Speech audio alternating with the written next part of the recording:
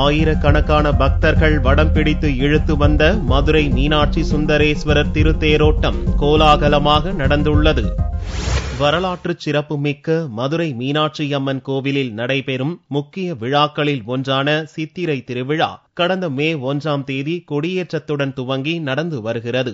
நாள்தோறும் அம்மனும் சுவாமியும் பல்வேறு வாகனங்களில் எழுந்தருளி பக்தர்களுக்கு அருள் பாலித்தனர். தொடர்ந்து மே 8ஆம் தேதி அம்மனுக்கு பட்டாபிஷேகமும் மே 10ஆம் தேதி திருக்கல்யாண வைபவமும் நடந்தது. விழாவின் முக்கிய நிகழ்ச்சியான தேரோட்டம் ஞாயிறன்று காலை நடந்தது.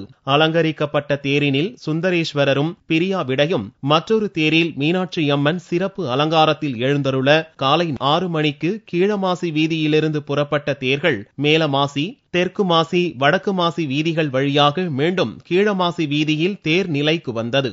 அசைந்தாடி வந்த தேரின் அழகை பார்க்க பக்தர்களின் கூட்டம் அலைமோதியது.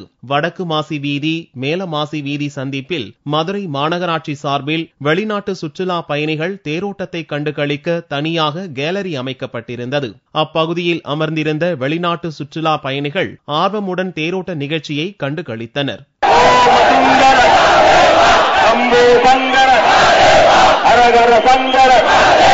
கல்யாண சுந்தர அரகர சங்கர கல்யாண சுந்தர கல்யாண சுந்தர.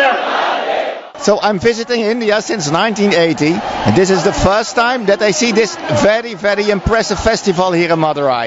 It's incredible. The logistics, people, the cooperation between the people to get this done. Experience is really exciting. It's really great. I'm from the Netherlands and I am visiting today and yesterday this festival in Madurai. It was a wonderful experience, overwhelming.